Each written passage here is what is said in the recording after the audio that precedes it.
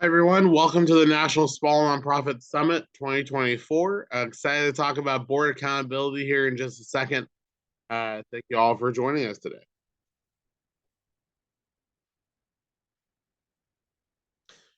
So we'll go through a few different areas of kind of board accountability, starting with kind of board structure. So when we think about how to hold board members accountable or make it more likely board members are holding themselves accountable, which is the real ideal.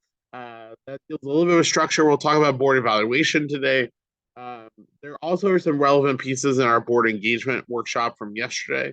So if you weren't part of the board engagement workshop on day one, I'd recommend you go check out that recording. The recording slides, both are going to be on the Summit website, obviously also available on our online learning portal. Uh, I'll also mention today a few different tools, worksheets, resources. Those are all in your workbook. So if you registered for the summit, you have that in your digital workbook that you've been emailed. You'll also get that in follow up to the summit. But obviously, if you need any resources, can't find something, just reach out to our team. We're happy to help. So with that, we'll go ahead and dive on in to the board structure side of how to build and create board accountability. So the first important thing is thinking about what are we holding board members accountable to, right? What's the expectation here? And we'll talk about how to make that real for individual board members a little bit later with a commitment form, which we've referenced in probably every board workshop we've done at the summit and pretty much every board workshop we ever do, which is the annual commitment that each individual board member is making. But we can talk about that later. That's also in your workbook. But here we're thinking more broadly about what's the goal of our board. And that is important to break down the fact that not all boards are made equally, right?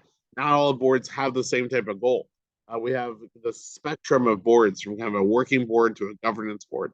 If you're not familiar with that terminology, a working board is a board that is doing the governance things, right? Approving the budget, looking over the financials, holding the ED accountable, et cetera. But they're also really basically kind of deep volunteers or almost quasi staff of the organization. So they're really rolling up their sleeves and they're involved in the day to day work of the organization. So this is usually going to be smaller groups, newer organizations that don't have a lot of staff, and that board is really serving as an extension of staff in addition to doing the kind of typical board role. Again, these are smaller nonprofits, newer nonprofits typically. And there is kind of more work each month for those board members, but also some board members like doing that because they see the tangible impact of their work a little more directly. So working board is going to be pretty involved in the day to day. On the other side of that spectrum, though, we have a governance board, right? So a governance board is really going to be that traditional leadership group for the organization that's just making sure and importantly making sure that the finances are well managed, the resources of the organization are deployed correctly in kind of a values based way. The ED is performing in the way that they should be, and the organization is staying true to its mission and vision, right? Generally, it's going to be more established organizations the closer you get to this kind of pure governance board. The benefit for board members, pretty steady workflow, not too big of a commitment, but also a really important kind of leadership and strategic commitment to make. Now, most organizations, and especially those we work with, fall somewhere in the middle of this. It's rare you talk to an organization, especially a smaller nonprofit, that their board is solely governance. And even when we talk to working boards, they still have that governance responsibility. So most organizations fall somewhere in this. As organizations mature, we probably should be working a little closer to the governance side than the working board side. But staying in the middle on this long term is completely fine. In many organizations, that's the appropriate uh, kind of style of board to have. So as we know where our board falls in this, we then can think about what are we holding them accountable to do to help with to support. For any board, there's three main responsibilities, right? So for pure governance, all the way down to working, they all have a governance responsibility. And what this means, kind of breaking down that word, is that they're responsible for the strategic direction of the organization. So the board's making sure there's sound management of resources and that the organization is doing things that advance its mission and vision. So this could be things like strategic planning, the executive director review, annual goal setting. A lot of that's done in partnership with the executive director. Some of that should even be executive director led. The board should be an active participant in it. Secondly, all boards have a fiduciary responsibility, right? So they're responsible for the financial management of the organization, including the responsible use of resources. So they're reviewing the financial statements, they're participating in the budgeting process, and they're making sure we're doing mission aligned things with the resources that we have. And then finally, there's an advocacy component, right? So board members need to be telling other people that they're on your board and sharing this with them. It shouldn't be a surprise, right? If we talk to any of our board members' friends or direct colleagues, and they're just hearing about the organization for the first time, that board member has not been sharing about it in the right way. So I want to make sure board members understand that they're also kind of that public megaphone, sharing about the organization, hopefully bringing in new supporters, connections, volunteers, etc. Our second tip here is around the accountability. It can't all just be individual conversations. We need to build in some structure for this. So part of that is that individual commitment form I referenced earlier. This is in your workbook. So if you haven't been to other board workshops, uh, it's in your workbook. You can see a template in there. If you have been to others, I'm sorry that you're hearing this yet again, but we really do think it's that important. So this commitment form, you'll see in the workbook template of it, includes things like board meeting expectation, right? Or attending our annual fundraiser, being a good representative of us in the community, fundraising stewardship responsibilities that we're asking the board to take on. Anything we're asking them to do across the year, including the financial commitment, should be in here. They're signing this, right? And the real benefit of this, why this is so important, is that it allows our accountability conversation with board members to go from personal, like, hey, I feel like you're doing more. Why aren't you engaged in X, Y, or Z? To saying, hey, you agreed to do this. It's not happening. It's pretty kind of black and white, right? We can kind of tell why this isn't happening.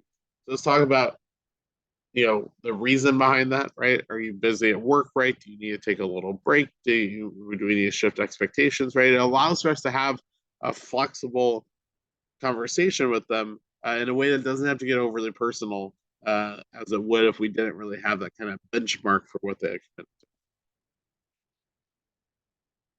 Other policies that are important here, making sure our board bylaws kind of clearly state what the overall governance and fiduciary responsibilities of the board are, how we elect officers, when we elect officers, how long terms are for. All those things are important to put in here. If you don't have terms right now, that's probably the biggest thing to add to your bylaws as you're able to. If you don't know how to bring it up with your board, one easy time to is that it's great that every 2 to 3 years you re-ratify or re-approve your board bylaws. Why that's a good kind of best practice in governance. One, sometimes legal requirements change for bylaws, or sometimes your organization might have changed a little bit, so you want to be able to make sure bylaws are still relevant. But also, this just means every 2 to 3 years we have new board members, right? Most of us probably have at least a new board member in the past 2 years, but definitely the past 3 years. So when we think about that, we want to make sure we're re-ratifying those bylaws so that new board members have to have read them once, because theoretically they did during the onboarding process, but many probably did not. So re-ratification is great. And it shows foundations, other institutional funders were thinking about governance, and that often is a strong thing to include. Another policy we're putting in place here to drive accountability is board job description. So as we're recruiting people, we should be sharing with them when they're a prospect a job description for the board role so they know what they're getting into, right? And that we, again, from the beginning, are setting expectations. All of these policies are really just trying to set expectations with board members about here's what we expect you to do. Because we see board members often follow through with that when they understand those expectations clearly from the beginning. When expectations feel like they are being added, even if you told them about it early on, but they didn't kind of process that, they're likely to not do the activity. So we want to align expectations as early and often as we can. So job descriptions for general board members, but then also create some extra job descriptions. And again, we have templates of all this in the workbook that you all have access to, and also on our online learning portal. But templates for the different executive committee roles, right? Like secretary, treasurer, chair, and vice chair. And then also ideally, we're having job descriptions for the committee chairs, so people understand what those are as well. And the reason we're doing that isn't just to hold those leaders accountable, but it makes people more likely to step into the role. A lot of times, especially if we have some really great folks, right? We just have a rock star committee chair, we have an incredibly committed board chair. Other people can be intimidated to come in that role because all they're thinking is like, well, I saw how Sarah did this, and Sarah worked a ton on it. I don't have that much time. I can't be chair, committee chair, etc. So the job description a lot of times helps ground them in the fact that, like, look, yes, this person may have really dove in fully, and that's amazing. But that's not necessarily what we're asking you to do, right? We're asking you to do these things, these responsibilities for this length of time that's in this job description. If you feel like you can do that, that's great. If you want to overcommit and kind of dive into it, we are not going to stop you. We're going to be excited by that as staff. Uh, but also, if you're just fulfilling the duties of the role, that is 100% okay, and still very welcomed on the board. So it's going to help you with your leadership pipeline. And then we'll talk about the evaluation more in a second. This is probably the most important thing we can do for board accountability is have the conversation about board accountability, right? So setting some goals for the board. So not for the staff, right? These are not goals. And we'll talk more about this in just a second, so I don't want to steal too much from that. But we're not setting goals here with the board that are just organizational, right? Like we want to have a $50,000 surplus this year. That is a goal that the staff have to drive largely. The board might help with fundraising for it, but the staff have to drive that largely. The board goal would be we want to collectively raise 50% more as a board than we did the year before. How great would that be, right?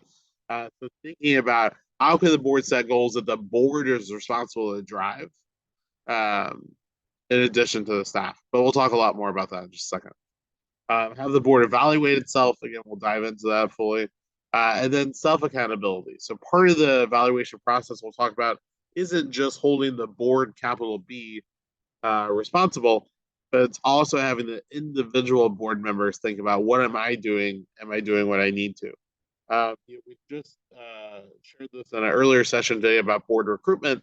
But when we think about board recruitment, the number one trait of a successful board member is caring what the organization does.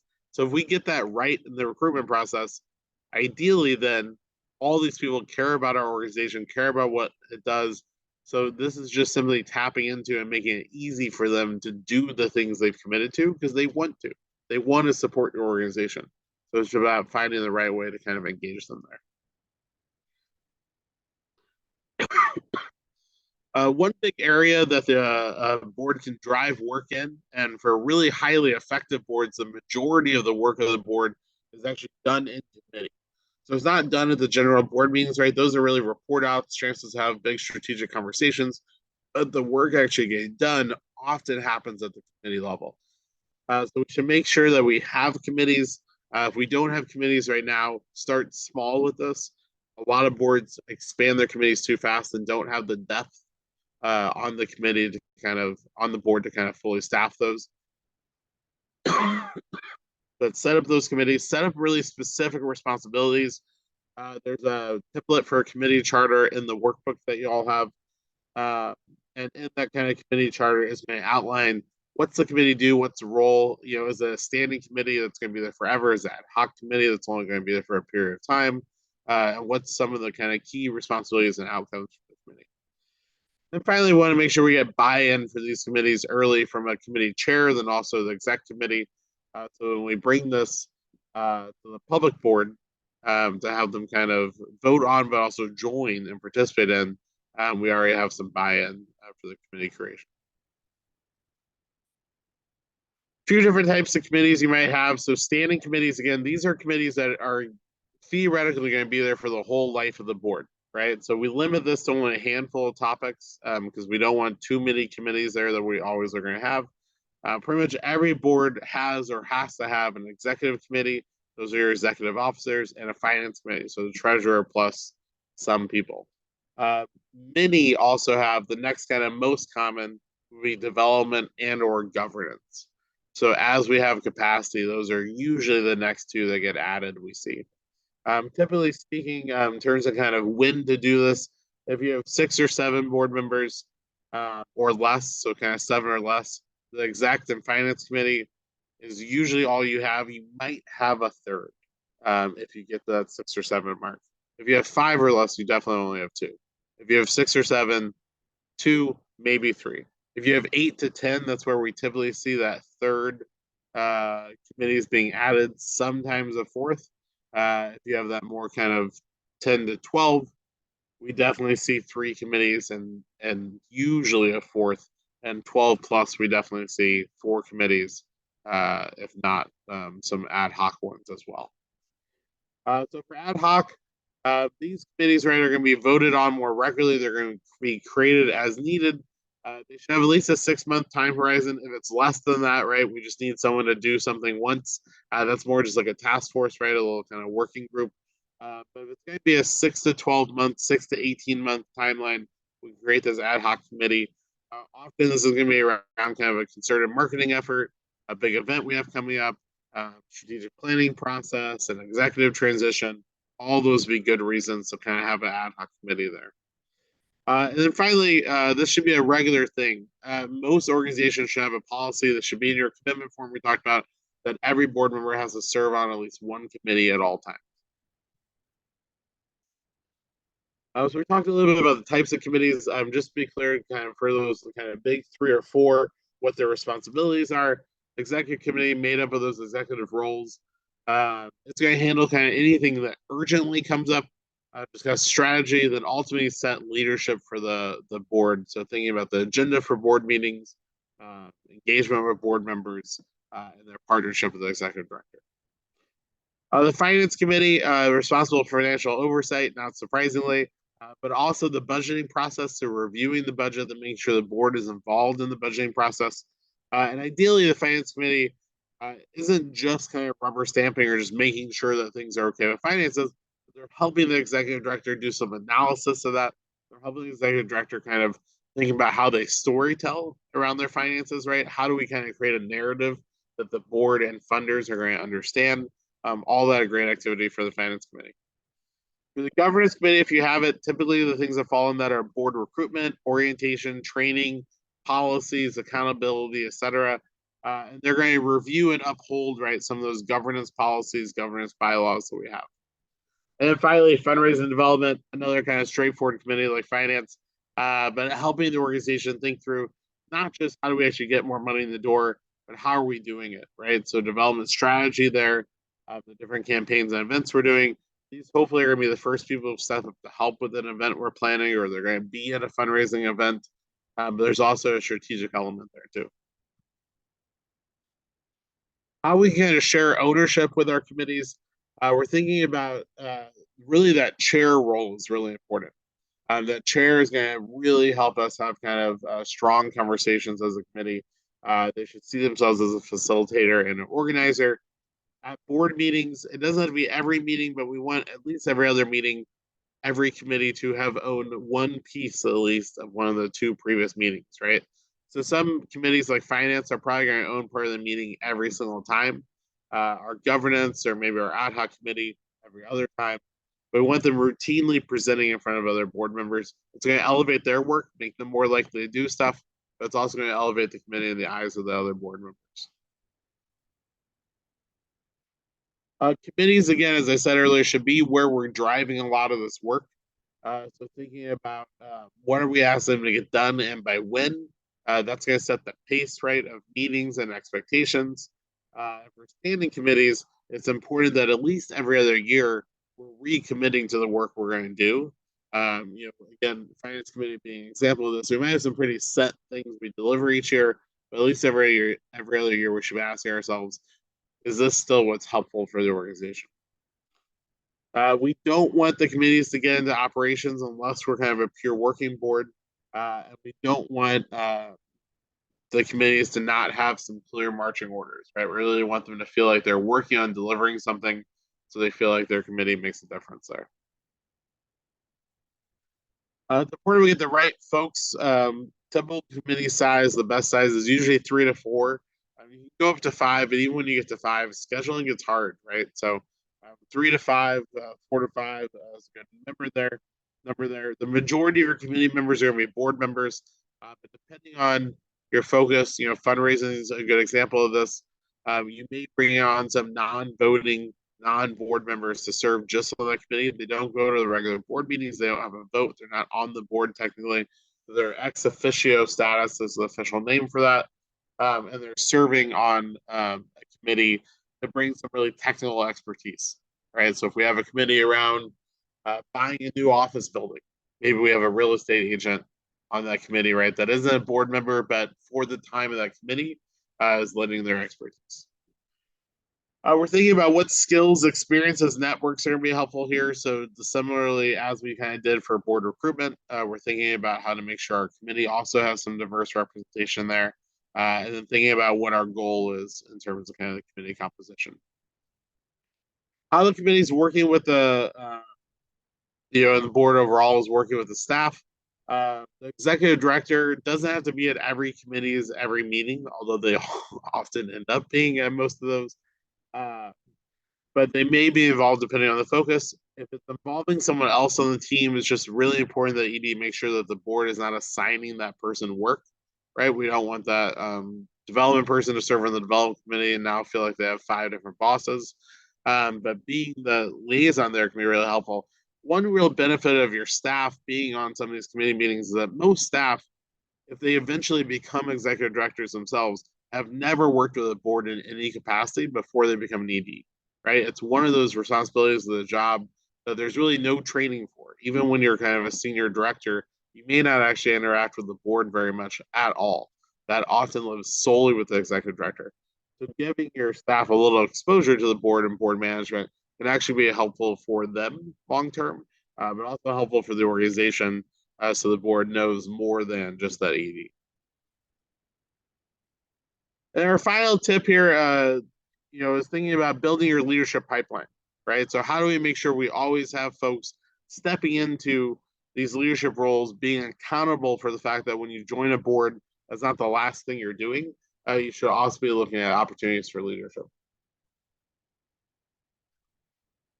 Usually we're looking at first getting new members in one of these two kind of lower level, easier leadership opportunities. So either chairing a committee, so after they have 1 to 2 years of experience on the board, they can be a great committee chair. That's a great thing to kind of reach out to them about. The other kind of bucket here, being a board buddy, right? And kind of do that mentorship for a new board member. Both these relatively easy. The board buddy is the lowest left, committee chair is the second lowest left. A great kind of entry point to get people in the leadership pipeline. Next, try and get them to take on an exec role. Often this is a 2-year term.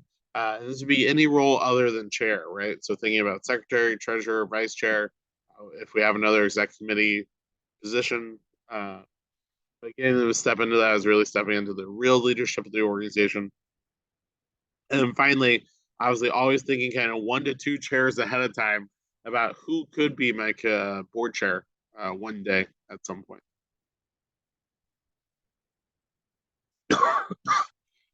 How we prep board members for this, a lot of times we hear that accountability of board members to step into leadership roles is limited. So how we make it more likely that they're willing to do that.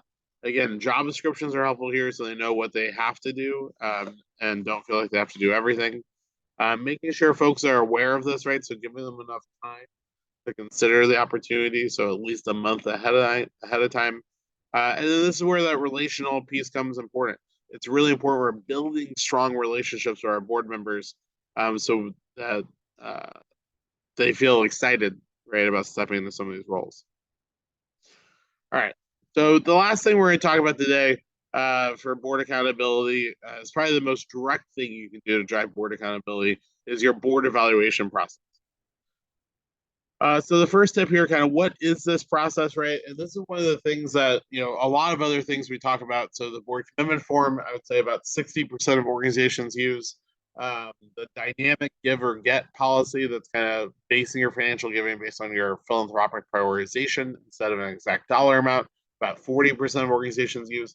The board evaluation that we only see probably about 25, 33% of people using. And this is probably the number one thing in board management that we recommend that we don't see enough people take advantage of. So highly encourage you to, but also if you aren't currently, you're in good company. This is a great place to kind of move with your board. So the annual board evaluation is going to exist on two levels, right? So it's going to happen once a year. And when it does happen, it's going to evaluate both the overall board performance as well as individual board members' performance. Um, and so we'll talk about kind of the two levels in just a second. A couple tips though on the process. We're asking the board rate how they feel about board engagement, right? How they feel during conversations, right? Do they feel like diverse opinions are respected? Do they feel like decisions are honored? Do they feel like people are present and active at board meetings?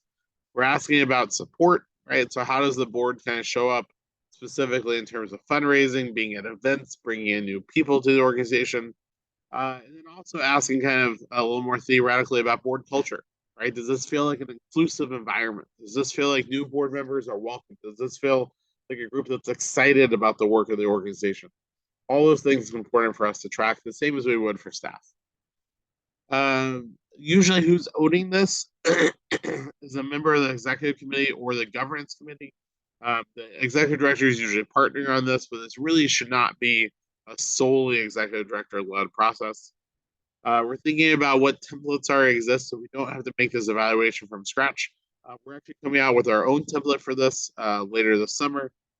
But also, there's a lot of templates that already exist out there. You kind of Google options for this. And then finally, when to do this, either the end of the fiscal year or near when we do the executive director review. There's something really nice, again, power dynamic wise, about the executive director knowing that the board is also being evaluated roughly kind of when they are also. So again, the board evaluation piece. So this is the part that goes out to the whole board. Practically speaking, this is usually a survey, right? We make a survey in kind of Google Forms or whatever survey platform we have access to. We're sending this out to the board to fill out, and we're filling out questions again about how is the board actually performing. That's that engagement piece, right? Are they showing up to meetings? Are they prepared for meetings? Are they engaging in meetings, etc.? How's the board showing up in terms of support, right? Getting new people in the door, raising money. And then how's the board culturally, right? Inclusivity, open to different ideas, welcoming, fun, those type of questions. The other half of that evaluation is going out at the same time is then asking board members individually, and this is anonymously done. We don't know who's filling out what, but we're asking them individually, do you feel like you've done the things you said you were going to do? Right? Do you feel like you've attended meetings? Do you feel like you've been prepared for meetings? Do you feel like you've fulfilled your fundraising goal? So wanting to make sure that they feel like they're uh, having an opportunity to reflect individually and honestly on what they're getting done.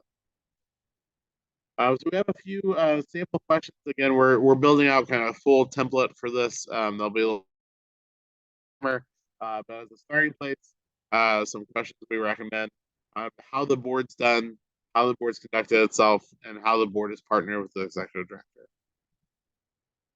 And that's in your workbook, like some of the other resources we mentioned.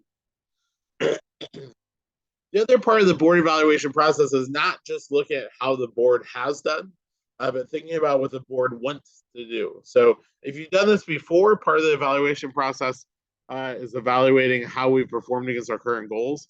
If we haven't done this before, the first year we do it, we'll be setting goals. The second year, we'll be evaluating if we hit them. So board goals, as we briefly mentioned earlier, need to be board based, right? So these are goals that the board themselves can drive forward. It could be things about the board. So it could be that we want to set a goal that uh, about board recruitment. We want to set a goal about board participation, XYZ activity or meeting. Um, it also could be board goals that are tied to the evaluation results, right? If we do the evaluation result, we find out that only 60%, only 50% of board members feel like this is a welcoming environment. We can set a goal as a board to say, hey, next year we're going to get 70% of board members to say that. And we're really going to focus on changing our culture, right? So it could be a culture based goal, could be very, very specific, could also be performance based, right? We want 100% participation in fundraising. We want to raise 50% more than we did the year before. But they're setting goals that don't add to the work of the executive director, but are adding to the work of the board. Excuse me. Um, Again, these boards can fall in the structure or these boards can fall in the culture. Um, Things we want to avoid here, as I said before, and I'll say again because that's really where we see this goes wrong.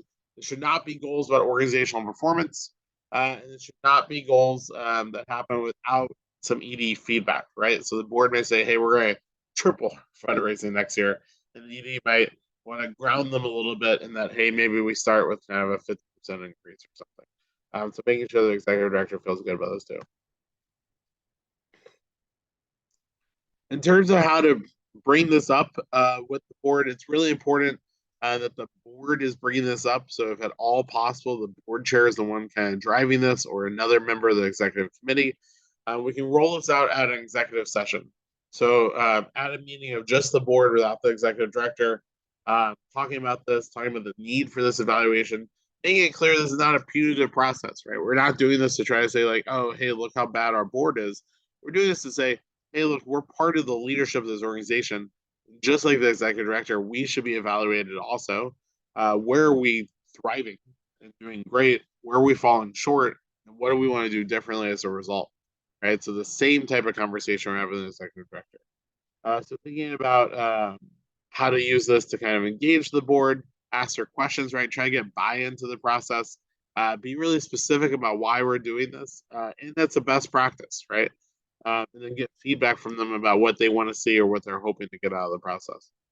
It's really important too. With this, probably the most important part is that after the evaluation is done, after people do the survey, we share the results back, right? So we need to have two executive sessions: one to roll this out, but then two to talk about the results and set goals for the next year. If we don't do that second piece, it makes it feel like none of this mattered in the first place. So we really have to do the follow through there. If we do a survey and not the discussion afterwards, it's worse than not doing the survey at all. So I want to make sure if we roll out the evaluation, we do talk about it afterwards. We want to share, this is a great way to start sharing ownership of the board. In a perfect world, right, the board is managing itself. That is very few organizations that have that. Uh, but that shared ownership, at least, whereas the chair, the executive committee, and the ED doing this can be really important. In terms of the board evaluation process, this doesn't need to fall on any one person. Usually, exec or the chair is the one that's kind of championing it, kind of pushing it out to the board. Really trying to make it kind of a board-led process, though. For committees, asking them to kind of possibly add a little evaluation about themselves, right, and about their performance. And then also, again, as we said, the chair is usually the one kind of driving this the most. So some common challenges, right? As we're doing this evaluation, what do we kind of see is lacking, right? And how do we address it? The first is just an absenteeism issue, right? Board members just don't show up to meetings, don't show up to the events they say they're going to. The cause is usually that they're overcommitted, right? They're on 3 or 4 different boards. They have 5 or different, volunteer opportunities. So making attendance really simple and making the meetings engaging. We talked about it during member engagement, board member engagement yesterday about making our meetings fun and making our meetings purposeful. Our meetings are simply doing a bunch of roll call votes, and not really kind of talking about anything strategic. You're probably not excited to go to that meeting either, right? So the goal is to make our meetings something people want to be at. Adding a social component afterwards can help with that as well, and making sure that we're kind of as simple and as fun as it can be for people to make the time to be there. Um, the biggest thing we see with boards is probably the most universal. Boards committing to things and then not following through. So there's 2 ways to address this, right? One is we can have the board commit to less, so it's easier to follow through on. And two is we can create more accountability, which is what we're talking about right now. Both of those are actually important. A lot of times the board may overpromise, right? It comes from a really good place. They're excited about the work. They want to show up. They want to be a partner. To say, hey, I'm going to, recruit 30 people to come to your event, but then only recruit 5. But if the year before they recruited 0, 0 to 5 is a good progress, but it leaves me in a difficult place as a staff member because I thought they were going to bring in 30. So it's important sometimes to lower that ambition, right? To say, hey, you know what, this year, if you get 7 people, that's great. And if you're crushing it, if you have 30 people lined up, we'll make room for them. But starting from a place that you feel like is realistic there. So that's one side of it. The other side, though, is kind of if they are committing to things they probably should be doing, we want to make sure that follow up is there. And that's often having both individual conversations, but also really breaking things down for boards and saying, hey, I'm not saying like go out and fundraise for us. I'm saying email 10 people this template by this day, and then put in here on this spreadsheet what they say in response. And then fundraising is the last bucket. We often see people have kind of performance issues on that they aren't delivering on. Board members not fundraising. This is often because of pre-existing low engagement, right? So it's not usually that they just don't want to fundraise. They probably just already are not engaged. But if they are engaged, and it does seem exclusively about fundraising, it's really important here. Again, we're making this easy for them. So we're breaking it down to those tasks. So not go get money, but here, do this, this, and this by these certain days. We're making it easy. We're giving them templates. We mentioned this in the workshop yesterday, but one really interesting thing is that if you give board members 2 versions of a template and let them choose which to use, they're more likely to use it because they have a sense of ownership over it. The other thing with this is we want to give them some training. So if we haven't ever done a fundraising training with our board, that's really important to do before we get too negative about their performance on fundraising. So if we haven't done a training, that's on us, right, to kind of provide that. Why that's important is because a lot of folks, even if very successful business people, right, successful in the community, they may not have any background or any kind of knowledge of how to fundraise, right? They may have never asked someone for money before in that type of way. So we want to make sure we're giving some training that people are comfortable with that. One kind of public metric of this we've seen work well is creating an anonymous scorecard. So what we're not doing is like public shaming on our board about, well, like this person didn't fundraise, this person did, but taking the names off and just having board member 1 through 10, 1 through 12, and then some of the different activities, right? Like number of meetings attended should be 4 if they're quarterly, and they've only been to 2, right? Fundraising progress, red, green, or yellow. Green, they hit their goal. Yellow, their progress. Red, they have raised no money, right? So doing some type of visual scorecard there to let folks know kind of where we're at, really helpful. And again, this is an example of that scorecard. This is in your workbook, but y'all are welcome to kind of use this. All right, so a couple quick next steps here. We're thinking about how we discuss this with exec, and then how we share this out with the board to do a board evaluation. What committees do we already have, and what others do we really need to kind of jumpstart? When do we want to do our first board evaluation or our next board evaluation if we already have one? Getting that commitment form signed, that and the evaluation, if you do those 2 things over the next 12 months, you're going to have a different board in 2 years. If you really commit to those 2 things fully and not just kind of do them in name. Thinking about the major decisions the board needs to make in the 6 months and how that relates to some of the accountability that we're asking for. And then finally, making sure those job descriptions are updated so folks know what they're getting into. So with that, we'll go ahead and wrap up here. Again, slides, recording, tools, templates, all available on the Summit website as well as our online learning portal. You'll also get sent those after the Summit. It's over in a few days. Thank you all for joining. I hope to see you at another session.